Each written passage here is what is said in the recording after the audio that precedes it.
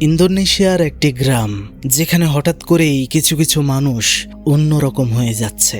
তাদের আচরণ, তাদের চলাফেরা কেমন যেন অদ্ভুত রে। শরীরে লাশ পচা গন্ধ আর তাদের ফ্যাকাশে মুখ যেন ভয়ের বার্তাবাহক। আবার দেখুন না, ফিত্রি আর রেজালের মা অনেকদিন যাবৎ প্যারালাইজড হয়ে পড়ে আছে, কিন্তু আশ্চর্য বিষয়, অলৌকিকভাবে একদিন সেও সুস্থ হয়ে ওঠে। কিন্তু তার প্রতিদিনের একই খাবার রান্না আর অদ্ভুত বিশ্রীভাবে খাবার খাওয়ার ধরন বারবার প্রমাণ করে দিচ্ছিল সে বা তারা মানুষের মতো দেখতে হলেও মানুষ নয়। তারা সবাই কারিন জিন। কেউ একজন আসল মানুষদেরকে মেরে কালো জাদুর মাধ্যমে তাদের জায়গায় কারিন জিনকে এনে রাখছিল। উদ্দেশ্য কি? এটা কেনই করছে আর করছে কে এসব? এটা শুধুমাত্র ভয়ের কোনো গল্প নয়, তার সাথে এতে রয়েছে আমাদের এই সমাজের কিছু মানুষদের জন্য প্রতিশোধ, মেসেজ অথবা উপদেশ। এক্সপ্লেইন করতে যাচ্ছি ইন্দোনেশিয়ার নতুন হরর থ্রিলার প্রেতালাপ প্রেজেন্স কারিন 2, যার সাথে মুভিটির প্রথম পার্টের কোনো মিল নেই। তো কি অবস্থা সবার? ঈদ মুবারক। আমি শুভ্র থাকছি সম্পূর্ণ ভিডিও জুড়ে আপনাদের সাথে, আর আপনারা দেখছেন প্রেতালাপ। তাহলে চলুন চলে যাওয়া যাক ভয়ানক দুনিয়ায়, যেখানে আপনার ভয় করবে তার আগে চ্যানেলটি সাবস্ক্রাইব করে ফেলুন। ঘটনার শুরুতে আমরা দেখতে পারি একটা ভাঙা ঘরের ভেতরে একজন বসে কালো জাদুতে মগ্ন, আর এরপরেই আবার দেখানো হয় একটা লোক কবর খুঁড়ে কারো একটা লাশ বের করার চেষ্টা করছে, যেটা আবার লুকিয়ে লুকিয়ে দেখছিল জায়া নামের এই ছেলেটি। কিন্তু ভুল করে শব্দ করে ফেললে সে চেয়ে দেখতে পারে সেই লোকটি টের পেয়ে গিয়েছে যে তাকে কেউ একজন দেখছে। জায়া তখন সেখানে ভয় পেয়ে পড়ে যায়, কিন্তু সে উঠে দেখার পর সেখানে সেই রহস্যময় লোকটি ছিল না। সে সেখানে গিয়ে দেখতে পারে তার মায়ের লাশটা কবর থেকে তুলে ফেলেছিল। সে এটা দেখার পর তো খুবই ভয় পেয়ে যায়, দৌড়ে বাড়িতে চলে আসে, খুবই মন খারাপ। সে যখন ঘুমাচ্ছিল আমরা দেখতে পারি তার কাছে তখন তার মা আসে আর বলে, চিন্তা করিস না বাবা, আমি ফিরে এসেছি। আসলেই কি তাই? এটা কি সত্যিই তার মা?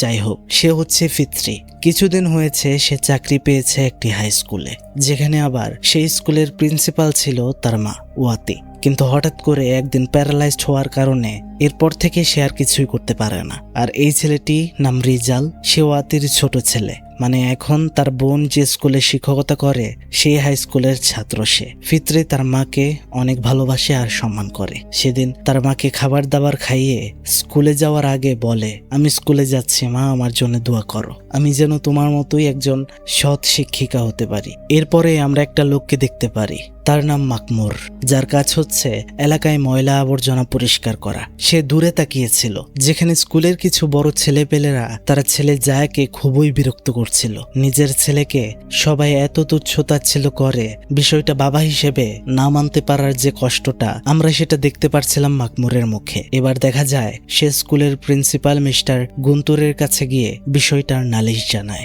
বিচার চায়। তার ছেলে জায়াকে কেন কিছু ছেলেপেলে বিরক্ত করে, টর্চার করে, কিন্তু প্রিন্সিপাল গুন্তুর কেন যেন এইসবে বেশি পাত্তা দেয় না, শুধু বলে আমি রিপোর্ট নিয়েছি, দেখা যাক কি করা যায়। মাকমুর বলে, বিষয়টা অনেক দিন ধরে চলে আসছে স্যার, আমি চাই কর্তৃপক্ষ এই বিষয়টা নিয়ে ভালো করে দেখুক আর আমার ছেলেটাকে একটু শান্তি দিক। তখন মিস্টার গুন্তুর বলে, দেখো সত্যি কথা বলতে আমি এটা নিয়ে বেশি কিছু করতে পারবো না। তুমি যাদের ছেলেদের বিষয়ে কমপ্লেন করেছো তাদের বিষয়ে যদি আমি কোনো স্টেপ নিতে যাই তাহলে আমাদের স্কুলের বিশাল একটা বদনাম হয়ে যাবে, আর তোমার ছেলেটা মাধ্যমিক পরীক্ষাটাও দিতে পারবে না। তোমার যদি টাকার প্রয়োজন হয় তাহলে সেটা নিতে পারো আমার থেকে, ময়লা আবর্জনা পরিষ্কার করে তো আর জীবন চলে না, তাই না? এই কথাটা শোনার পরে মাকমুরের ভীষণ খারাপ লাগে। এই বিষয়গুলোই দেখছিল, শুনছিল ফিত্রি। সে মাকমুরের কাছে যায় আর বলে, আপনি চিন্তা করবেন না, আমি গুন্তুর স্যারের সাথে এই বিষয়টা নিয়ে আলাদাভাবে কথা বলে দেখব, আপনাকে বিচার পাইয়ে দিতে সাহায্য করব। মাকমুর শুধু বলছিল, আমি শুধু চাই আমার ছেলেটা একটু শান্তিতে লেখাপড়া করুক। এটা বলে সে সেখান থেকে চলে যায়। ফিত্রি তার অফিসে জায়াকে ডেকে নেয়, জিজ্ঞেস করে, তুমি বলো তো তোমার শরীরের দাগগুলো কারা করেছে? আমি জানতে চাই, আমি তাদের বিচার করব। কিন্তু দেখা যায় জায়া অনেকটা ভীত ছিল, ভয়ে কিছুই বলছিল না, শুধু বলছিল এতে কিছুই পাল্টে যাবে না। ফিত্রি বলে, আমি তোমাকে সাহায্য করতে যাই, কিন্তু তোমাকেও তো আমাকে সবটা বলতে হবে, তাই না? কারা এমনটা করেছে? কিন্তু এতক্ষণে স্কুলে ছুটির ঘন্টা পড়ে যায়, জায়াও চলে যেতে চাইছে। বাহিরে এসে ফিত্রি তার ভাই রেজালকে বলে, এই শোনো, যাও তো জায়াকে তার বাড়িতে একটু এগিয়ে দাও, যেন যেন রাস্তায় কোনো সমস্যা না হয়। কিন্তু পেছন থেকে সেই ভণ্ড ছেলেগুলো রিজালকে বলছিল, তুমি কি জায়ার পাহারাদার কুকুর নাকি? হ্যাঁ, এটা বলে হাসতে হাসতে চলে যাচ্ছিল। ফিত্রি বুঝতে পারে এরাই জায়াকে টর্চার করে। স্কুল শেষে গ্রামে রেশন দেওয়ার একটা সভা হচ্ছিল। সেখানে স্কুলের ছাত্রছাত্রী এবং শিক্ষকরা উপস্থিত ছিলেন। বক্তব্য দিচ্ছিলেন গ্রাম প্রধান দারমাওয়ান, এবং বক্তব্যের শেষে সেখানে কিছু ইসলামিক নসিহত করছিলেন সেই গ্রামের হুজুর ওস্তাদ। এখানে একটু বলে রাখি, এই ওস্তাদ আর গ্রাম প্রধান তাদের দুই ছেলে মিলে আরো দুইজন মিলে জায়াকে সবসময় বিরক্ত করে, টর্চার করে। সেখানে ফিত্রি প্রিন্সিপাল গুন্তুরের কাছে গিয়ে জায়ার বিষয়টা বলছিল যে এটার বিষয়ে আপনি কি ভাবছেন স্যার, বিচারটা কি করবেন না? কিন্তু এটার বিষয়ে বলাতে তিনি যেন খানিকটা বিরক্ত হচ্ছিলেন। জায়া যখন বাড়ি ফিরছিল তার মনে হচ্ছিল তার পেছনে কেউ যেন তাকে ফলো করছে। সে ভয়ে গিয়ে লুকিয়ে পড়ে, কিন্তু লাভ হয় না। তার কাছে গিয়ে একটা ছেলে তার মুখের মধ্যে গোবর মারে। জায়া দৌড়াতে দৌড়াতে গিয়ে গ্রাম প্রধানের গাড়ির সাথে এসে ধাক্কা খায়, কিন্তু সে থামে না, কোনো রকমে সেখান থেকে উঠে চলে যায়। যেটা দেখছিল ফিত্রি আর স্কুলের অন্য একজন শিক্ষক দালিলের সাথে ফিত্রি চলে যাচ্ছিল আবারও স্কুলে, কেননা মিস্টার গুন্তুর বলেছিলেন বাড়িতে যাওয়ার আগে স্কুলে যেন ফিত্রি আরো একবার আসে, কিছু কাজ রয়েছে। ফিত্রি সেখানে পৌঁছালে বাহির থেকে সে দেখতে পাচ্ছিল গুন্তুর ভেতরে বসে কাজ করছে। কিন্তু ফিত্রি যখন ভেতরে প্রবেশ করে আর লাইট অন করতেই সে অবাক হয়ে যায়, কেননা চেয়ারে কেউ ছিল না, অথচ একটু আগেই দেখা গেল গুন্তুর বসে কাজ করছে। টেবিলের পাশে সে চেয়ে দেখতে পারে কারো একটা পা দেখা যাচ্ছে, আর একটু সামনে গিয়ে দেখতে পারে মিস্টার গুন্তুরকে কে যেন একদম মেরে তার দুইটা চোখ উপড়ে ফেলেছে। এটা দেখে তো সে চিৎকার করতে শুরু করে, সাহায্য চাইতে শুরু করে। তার চিৎকার শুনে আশেপাশের সব মানুষ চলে আসে, জড়সড় হয়ে যায় বিষয়টা দেখার জন্য। কিন্তু কি আশ্চর্য বিষয়, ঘরের মধ্যে এমন কিছুই ছিল না, কেউ গিয়ে কিছুই দেখতে পায় না। তবে ফিত্রিও আশ্চর্য হচ্ছিল, সে কোনোভাবে মানতেই পারছিল না যে এটা তার চোখের ভুল হতে পারে। সে বলছিল এটা একদমই সত্যি ঘটেছে, 100% শিওর যে গুন্তুর সাহেবকে মেরেছে সে লাশটাকে লুকিয়ে ফেলেছে হয়তো, অথবা সে আশেপাশেই রয়েছে। তার কথার উপর ভিত্তি করে পুলিশ আনানো হয় এবং তদন্ত শুরু হয়। সে বাড়িতে চলে আসে। পরদিন সকালে রিজাল খাবার খাওয়ার সময় ফিত্রি তাকে জিজ্ঞেস করে, তুই সেসব ভণ্ড ছেলেপেলেদের সাথে মিশিস না? কিন্তু আমরা দেখতে পাচ্ছিলাম তার বোনের কথা সে মোটেও মানছিল না, রাগ করে খাওয়া থেকে উঠে চলে যায়। ফিত্রি তার মায়ের কাছে গিয়ে দেখতে পারে তার মায়ের কম্বলটা বেশ নষ্ট হয়ে গিয়েছে। তখন সে সেটাকে নিয়ে চলে আসে মাকমুরের বাড়িতে, সেটা তাকে দিয়ে যায় ব্যবহারের জন্য, আর জায়াকে তার সাথে স্কুলে নিয়ে যায়। বোঝা যায় গ্রামের সব থেকে গরিব লোকটা হচ্ছে মাকমুর। তারা সেখান থেকে চলে গেলে মাকমুরের কাছে সেই গ্রামেরই একটি পাহারাদার সামিন সে চলে আসে এবং মাকমুরকে বলে, কাল রাতে তোমার গাড়িটা দেখেছিলাম স্কুলের কাছে, মিস্টার গন্তরের সাথে তোমার কি সম্পর্ক? হ্যাঁ, আমি কিন্তু দেখেছি তুমি কি করেছো। যদি চাও বিষয়টা আমি কাউকে না বলি তাহলে আমাকে কিছু খরচ দিয়ে খুশি করো, ঠিক আছে? মাকমুর তাকে কিছু না বলে বসতে বলে ঘরে চলে যায়। সামিন বুঝতে পারে হয়তো মাকমুর তাকে কিছু টাকা দেবে, কিন্তু হঠাৎ করেই আমরা দেখতে পারি একটা কুড়োল দিয়ে মাকমুর পাহারাদার সামিনের মাথায় মেরে দেয়, আর সেটা সেখানেই মারা যায়। আর আমরা বুঝতে পারি মাকমুরেই মেরেছে প্রিন্সিপাল গুন্তুরকে, আর সেটা দেখে ফেলার কারণেই সামিনকেও সে শেষ করে দিয়েছে। এদিকে স্কুলে যাওয়ার পর শিক্ষক দালিল ফিত্রিকে বলছিল, মিসেস ফিত্রি, মিস্টার গুন্তুরকে তো পাওয়া গিয়েছে, গিয়ে দেখুন। ফিত্রি যখন সেখানে যায়, গিয়ে সে যা দেখে তা দেখার জন্য সে মোটেও প্রস্তুত ছিল না। সে দেখতে পারে মিস্টার গুন্তুর তার ডেস্কে বসে কাজ করছে আনমনে। সে খুবই অবাক হয়ে যায়। সে জিজ্ঞেস করে, স্যার আপনি কাল কোথায় ছিলেন? গুন্তুর অদ্ভুত ভাবে সেই উত্তর দেয়, বাড়িতে ছিলাম। সেখানে গুন্তুরের চাহনি দেখে ভয় পেয়ে ফিত্রি চলে আসে, কিন্তু আমরা দেখতে পাচ্ছিলাম মিস্টার গুন্তুরের নাক থেকে পোকা বের হচ্ছিল। যাই হোক, ফিত্রি চলে যাচ্ছিল খেলার মাঠে। রাস্তা দিয়ে যাওয়ার সময় সে দেখতে পারে পাহারাদার সামিন অদ্ভুতভাবে হেঁটে হেঁটে যাচ্ছিল। সে কিছু বললেও কোনো উত্তর দিচ্ছিল না সামিন। ফিত্রির অবাক লাগে, আর আমরা তো জানি সামিনকে তো মেরে ফেলা হয়েছে, কিন্তু সে আরো চমকে যায় যখন সে দেখতে পারে পেছন থেকে আবারও সামিন হেঁটে আসছে। কিন্তু এটা কিভাবে সম্ভব? এক মানুষকে দুইবার কিভাবে দেখলো সে? সে চলে যায় খেলার মাঠে। সেখানেও আমরা দেখতে পাচ্ছিলাম ছেলেপেলেগুলো জায়াকে অনেক বিরক্ত করছিল। সেখান থেকে সেই ছেলেপেলেগুলোকে সে ডেকে নিয়ে আসে তার অফিসে। এবার আপনাদেরকে তাদের পরিচয় ঘুরিয়ে দেওয়া যাক। একজনের নাম হচ্ছে ওয়াহায়ু, সে হচ্ছে এই গ্রামের হুজুর উস্তাদের ছেলে, আর এটা হচ্ছে গ্রাম প্রধান দারমাওয়ানের ছেলে দারমা। পাশেই বসে আছে তার এই ভাই রিজাল, মানে ফিত্রির ভাই রিজাল, যে শুধু এই গ্রুপের সাথে থাকে কিন্তু জায়াকে বিরক্ত করে না, এমনিতে ভালোই। আর অন্যরা হচ্ছে ফাহারি আর জাকি। সেখানে ফিত্রি জিজ্ঞেস করছিল স্কুল শেষে তোমরা কি করো, তখন তারা বলে আড্ডা দেই, কোরআন তেলাওয়াত করি, এসব বলে তারা হাসছিল। তখন ওয়াহায়ু বলছিল তারপর আমরা বাথরুম করি। ম্যাডাম আপনি কি জানতে চান আমরা বাথরুমে কি করি, কি কল্পনা করি? মানে বন্ধুরা ফিত্রিকে যা নয় তাই বলছিল এই খারাপ ছেলেপেলেগুলো, ইঙ্গিতপূর্ণ কথা বলছিল, যা খুবই খারাপ লাগছিল তার ভাই রিজালের, কিন্তু সেও ভয়ে কিছুই বলতে পারে না। ফিত্রি তখন নিজেই তাদেরকে দরজা খুলে সেখান থেকে বের করে দেয়। এরপর আমরা দেখতে পারছিলাম জায়া বাথরুমে যাওয়ার সময় সেখানে তাকে সবাই মিলে আটকে ধরে আর বলে তোর সাহস তো কম না, আমাদের নামে নালিশ করেছিস, এটা বলে প্রচুর মারতে থাকে। এমনকি এতেও ক্ষান্ত না হয়ে তাকে বাথরুমের মধ্যে ফেলে তার উপর সবাই বাথরুম করে। রিজাল তখন সবাইকে যেতে বলে অনেক হয়েছে, এসব বেশি হয়ে যাচ্ছে। তখন দারমা রেগে যায় তার উপর আর তাকেও শাসিয়ে সেখান থেকে চলে যায়। এত টর্চারের পর আমরা দেখতে পারছিলাম জায়া বাড়িতে গিয়ে বাথরুমে তার নোংরা কাপড়গুলো একা একাই পরিষ্কার করছিল। তার বাবা বাথরুমের উপর দিয়ে তাকে দেখছিল, সন্তানের কষ্ট দেখছিল। জায়া দিন দিন এসব কারণে অন্যরকম হয়ে যাচ্ছে, তার বাবার সাথেও মেশে না, একা কাঁদে। এরপর দেখা যায় তার মা তার কাছে আসে, সে তার মায়ের বুকে শুয়ে সুখ নেয়, কিন্তু আসলে এটা তার মা নয়। এরপর দেখা যায় সে বাহির থেকে এসে ঘরে ঢুকে দেখতে পারে তার মা টেবিলে বসে আছে, আর তখনই তার মায়ের ঘুম পায়। হাতে লেগে কুপিটা পড়ে গেলে সেখান থেকেই অনেক বড় আগুন লেগে যায়, আর তার সামনেই তার মা একদমই পুড়ে শেষ হয়ে যায়। তার ঘুমটা তখনই ভেঙে যায় আর আমরা বুঝতে পারি এটা একটা স্বপ্ন ছিল। সেদিন রাতে ফিত্রি আর তার মা ওয়াতি ঘুমিয়েছিল। ওয়াতি জেগে যায়, শুয়ে শুয়ে কি যেন ভাবছিল। তারপর আমরা চলে যাই তার ভাবনায়, যেখানে সে ছিল সেই স্কুলের প্রিন্সিপাল, আর তার কাছে এসেছিল মাকমুর একটা রিপোর্ট নিয়ে। সে বলছিল তার ছেলেকে কিছু ছেলেপেলে লাঞ্ছিত করে, টর্চার করে, হেনস্থা করে। সেখানে ওয়াতি নাম লিখছিল কারা কারা এমন করছে, শাস্তি দেওয়া হবে। সেখানে সবার নাম লেখার সময় মাকমুর তার ছেলে রিজালের নামও নিয়েছিল, কিন্তু এরপর সে আর রিপোর্টে তার ছেলের নামটা নেয়নি। মানে সেদিন সে তার ক্ষমতার অপব্যবহার করেছিল। এতে আমরা বুঝতে পারি যে এই এলাকার মধ্যে মাকমুরের ছেলে জায়া বহু আগে থেকেই, বলা যায় ছোট থেকেই নির্যাতনের শিকার, আর বাবা হয়ে সে বিচার পাওয়ার জন্য অনেক দিন আগে থেকেই চেষ্টা করছে।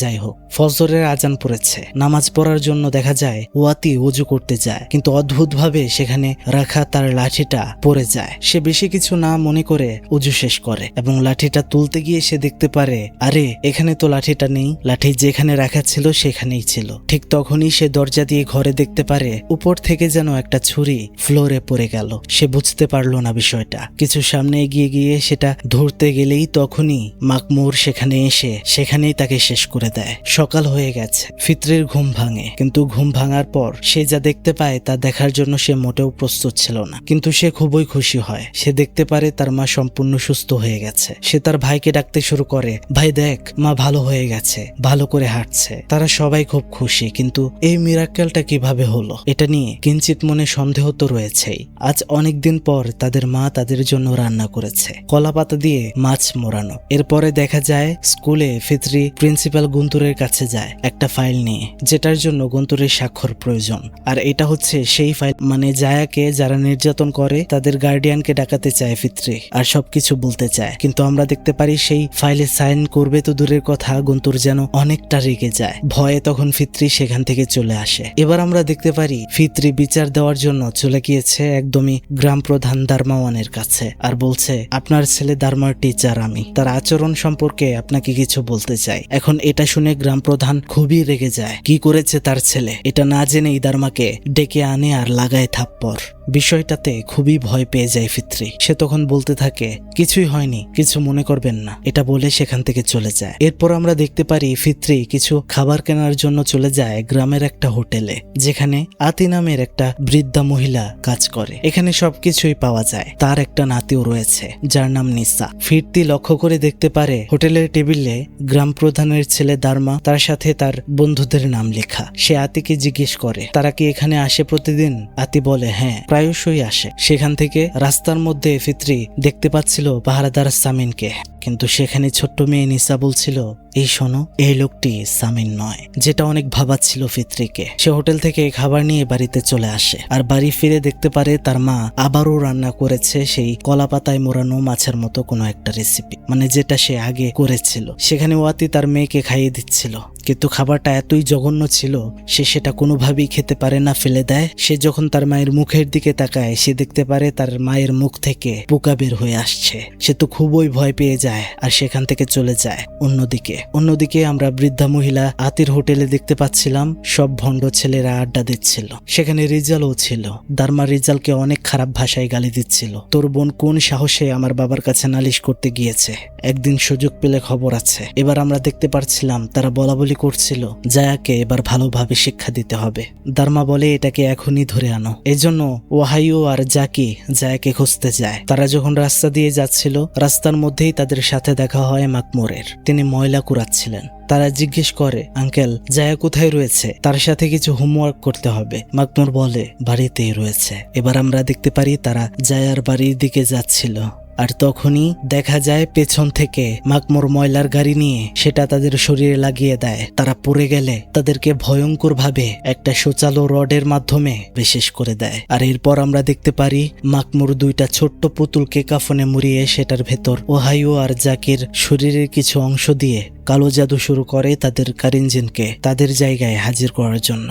আর আমরা তাই দেখতে পারি সেই হোটেলের মধ্যে তারা দুজন ঠিকই পৌঁছে যায়, কিন্তু তারা কোনো সারা শব্দই করছিল না, একদমই নিস্তব্ধ হয়ে রয়েছে। দারমা তো আরো রেগে যায়, বলে তোরা কেন নিয়ে আসতে পারিসনি। যাই হোক, জায়কে কালকে স্কুলেই ধরতে হবে। সেদিন রিজাল বাড়ি ফেরার পর তার মায়ের সাথে খেতে বসার সময় আমরা দেখতে পাচ্ছিলাম ওয়াতি বিশ্রী ভাবে খাবার খাচ্ছিল, যেটা রিজাল লক্ষ্য করছিল।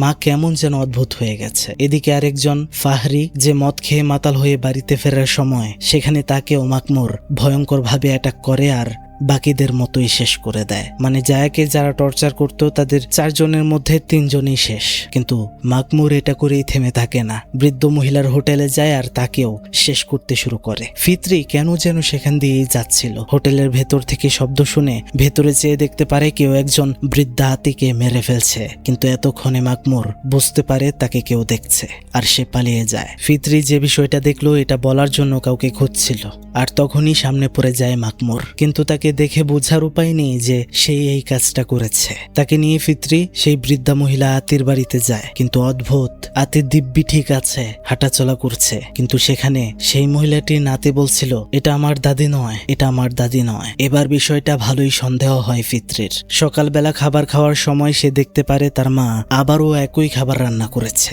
সে বিষয়টা তার ভাইয়ের সাথে বলছিল। তোর কি কোনো সন্দেহ হয়? রিজাল বিষয়টা বুঝতে পারছিল না। এদিকে আমরা দেখতে পাচ্ছিলাম স্কুলে শিক্ষক দালিল প্রিন্সিপাল গুন্তুরের অফিসে গেলে পচা লাশের মতো কিছু গন্ধ পাচ্ছিল সেখানে। তার হাতে লেগে তখন টেবিল থেকে কলমদানিটা পড়ে গেলে সেটা সে তুলতে গিয়ে সে নিচে চেয়ে দেখতে পারে গুন্তুরের পা একটা সম্পূর্ণ পচে গিয়েছে, সেখানে কিলবিল করছে পোকা। সে ভয়ে কোনো রকমে সেখান থেকে চলে যায়। এরপর আমরা দেখতে পারি ফিত্রি এবার চলে গিয়েছে গ্রামের হুজুর উস্তাদের কাছে আর জিজ্ঞেস করছে, হুজুর, জিন বা অতি প্রাকৃতিক সত্তা এগুলো মানুষের মতো দেখতে হওয়া সম্ভব? উস্তাদ তখন একটা হাদিস বলেন, মা মিনকুম মিন আহাদিন ইল্লা ওয়াকাদ উকিলা বিহি করিনুহু মিনাল জিন্নি।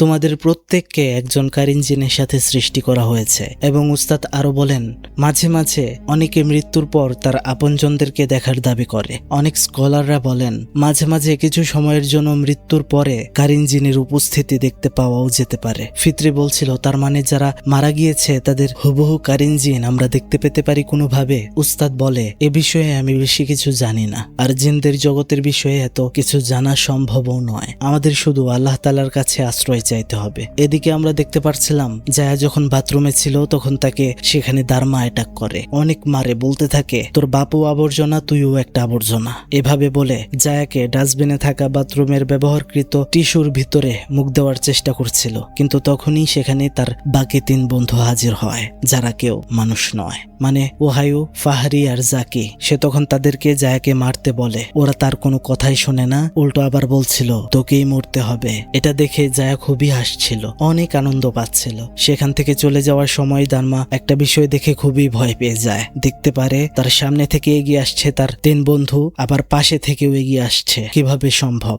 সেখানে রিজাল চলে আসায় সবকিছুই স্বাভাবিক হয়ে যায়। ফিত্রি সেদিন আবারও উস্তাদের বাড়িতে যায় আর জিজ্ঞেস করে, হুজুর এমন কি কোনো কিছু রয়েছে যা করলে সাদৃশ্যে থাকা কোনো কারিন জিনদের আসল রূপ ফেরত চলে আসতে পারে আর তাকে দেখে চেনা যায়? তখন উস্তাদ একটা কাগজ দেয় যেখানে একটা আয়াত লেখা ছিল, বলে এটা তিলাওয়াত করে দেখতে পারো, আল্লাহ ভরসা। সেখানে তখনই তার ছেলে ওহায়ু চলে আসে। উস্তাদ জিজ্ঞেস করে, সারা রাত তুমি কোথায় ছিলে? কিন্তু তার ছেলে কোনো কথার উত্তরেই দেয় না। আমরা দেখতে পারছিলাম তিনি নামাজ পড়াচ্ছিলেন, কিন্তু নামাজ শেষ হওয়ার পর মুসল্লিরা দ্রুত করে সেখান থেকে বের হয়ে যায়, কেননা ওহায়ুর শরীর থেকে বিশ্রী একটা লাশ পচার মতো গন্ধ বের হচ্ছিল। উস্তাদ সেটা বুঝতে পারে আর সাথে সাথে সে তিলাওয়াত করতে শুরু করে সেই আয়াত, قل أوحي إلي أنه استمع نفر من الجن فقالوا إنا سمعنا قرآنا عجبا।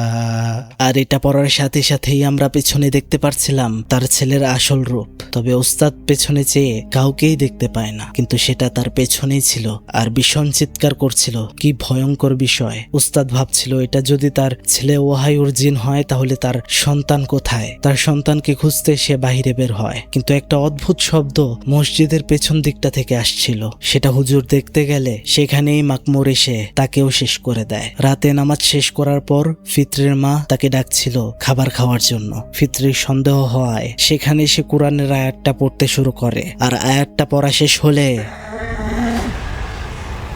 এটা হওয়ার পর সে তো খুবই ভয় পেয়ে যায়। তার ভাই রিজালকে সে বিষয়টা বলে, বিশ্বাস করতে বলে আর বলে, আমার সাথে এই আয়াতটা একটু তেলাওয়াত কর, তাহলেই তুই বুঝতে পারবি। কিন্তু তখনই অন্য ঘর থেকে আওয়াজ। সেখানে গিয়ে দেখতে পারে রিজাল নিচে কিছু একটা পড়ে গিয়েছে, সেটা তার মা তুলছে। সে তার মায়ের কাছেই যাচ্ছিল, পেছন থেকে বারবার তার বোন বলছিল এটা মা নয়, কিন্তু রিজাল এগিয়ে যায়। তার মার কাছে গেলেই সেটা তার দিকে ফিরে এবং তার ভয়ঙ্কর রূপ সে দেখায়। সাথে সাথেই অ্যাটাক করে ফেলে রিজালের উপর। তার ভাইকে কোনোভাবে ছাড়িয়ে বাড়ি থেকে বের হয়ে পড়ে, কিন্তু সেখানে রাস্তা দিয়েই যাচ্ছিল পাহারাদার সামিন। সেখানে আমরা দেখতে পারি এবার তারা 2 ভাই বোন তেলাওয়াত করতে শুরু করে, আর সেই তেলাওয়াতে সামিনের আসল রূপও চলে আসে। তারপর একে একে হোটেলের দাদিমা আর উস্তাদের বাড়ি গিয়ে তেলাওয়াত করলে দেখতে পারে উস্তাদ সহ ওহায়ু তারাও সেখানে নেই, যারা রয়েছে তারা কারিন জিন।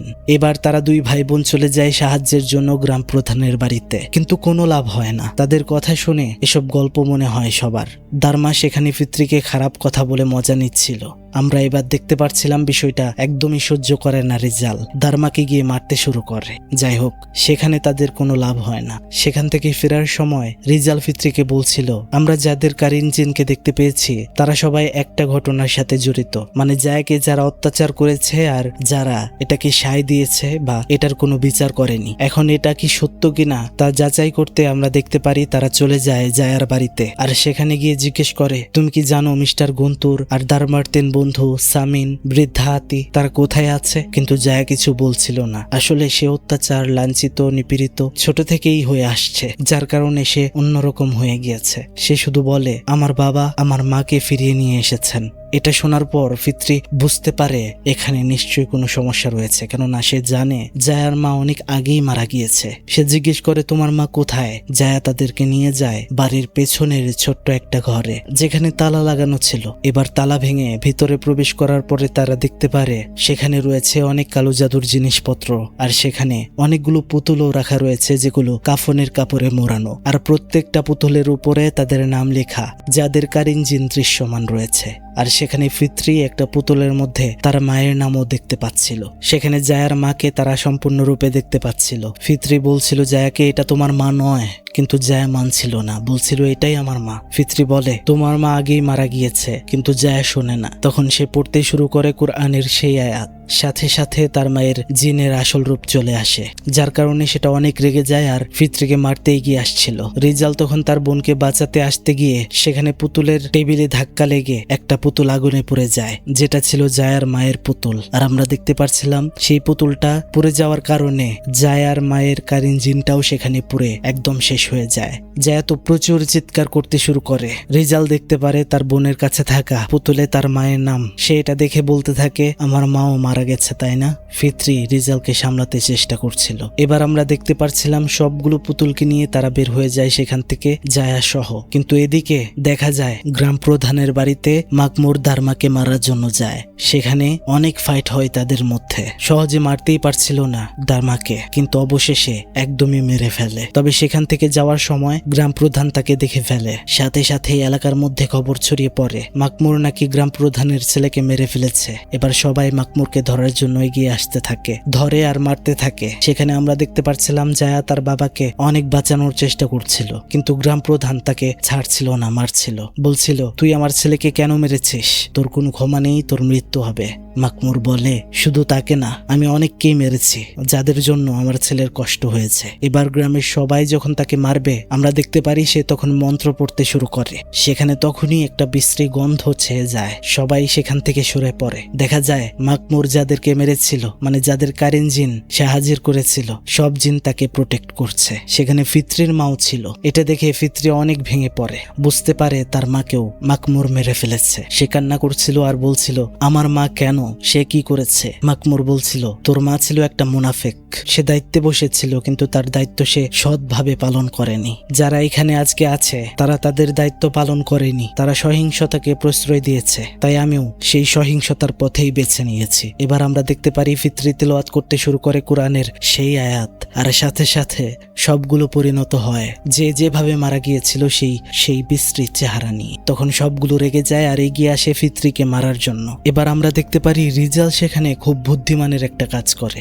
যে পুতুলগুলো সে মাকমুরের ঘর থেকে নিয়ে এসেছিল সেই সবগুলো সে আগুনে জ্বালিয়ে দেয়, আর দেখা যায় সেই সব কারিন জিন সাথে সাথে সবগুলো জ্বলে শেষ হয়ে যায়। সাথে সাথে গ্রামের সবাই মাকমুরকে মারতে শুরু করে। মারা যাওয়ার আগে মাকমুর জায়াকে বলছিল, এখান থেকে চলে যা বাবা, তোর বেঁচে থাকতে হবে।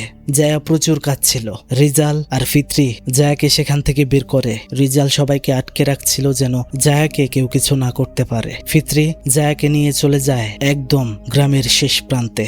ইতিমধ্যে মাকমুর মারা গিয়েছে। ফিত্রি জায়াকে বলছিল, চলে যাও, তুমি আর গ্রামে ফিরো না, গ্রাম থেকে যত দূরে সম্ভব চলে যাও, মানুষের মতো মানুষ হতে হবে, অনেক লেখাপড়া করো, অনেক বড় হতে হবে। আর আমরা দেখতে পাই অসহায় জায়া কাঁদতে কাঁদতে গ্রাম ছাড়ে। আর পরদিন সকালে গ্রামে পুলিশ আসে, তদন্ত হয়, সবার লাশ খুঁজে বের করে বিভিন্ন জায়গা থেকে তাদের কবর দেওয়া হয়। কিন্তু ঘটনা এখানেই শেষ নয়। আমরা দেখতে পারি মাকমুরের কবরের কাছে অনেক দিন পর তার সন্তান জায়া এসেছে, আর সে আবৃত করছে নিষিদ্ধ শব্দ কালো জাদুর, আর সে জাগিয়ে তুলেছে ইতিমধ্যেই তার বাবার কারিন জিনকে। আর এইভাবেই এই মুভিটির সমাপ্তি ঘটে। এই ঘটনায় কার দোষ ছিল? কার দোষ দেবেন আপনি? মাকমুরকে, যে এতজনকে মেরেছে, কিন্তু তাও চাইলেও আপনি তাকে দোষী করতে পারবেন না, কেননা ছোট থেকেই তারা নির্যাতিত, নিপীড়িত এবং সমাজের মানুষগুলো তাকে ছোট করে দেখেছে। সেই সব কষ্ট সে সহ্য করে গিয়েছে এতদিন, কিন্তু সে যখন দেখেছে তার ছেলেকেও কেউ সম্মান করে না, কষ্ট দেয়, এভাবে অত্যাচার করে,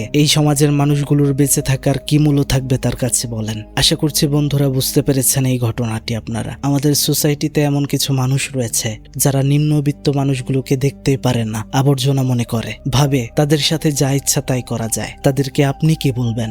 যা বলার কমেন্ট বক্সে বলেন। তো বন্ধুরা, কেমন লাগলো আজকের এই ঘটনাটা কিন্তু অবশ্যই কমেন্ট বক্সে জানাতে একদমই ভুলবেন না। ভালো লাগলে লাইক, কমেন্ট, সাবস্ক্রাইব বেশি বেশি। অনেকেই সাবস্ক্রাইব করেন না, লাইক করেন না, শেয়ার করেন না, শুধু ভিডিও দেখে চলে যান, যেগুলো করলে এত সময়ও ব্যয় হয় না, ক্ষতিও হয় না, কিন্তু আমার অনেকটা উপকার হয়, প্রেতালাপ ফ্যামিলি অনেকটা বড় হয়। যাই হোক বন্ধুরা, বিদায় নিচ্ছি। ভালো থাকবেন সবাই, ভালো রাখবেন সবাইকে। আল্লাহ হাফেজ, আসসালামু আলাইকুম।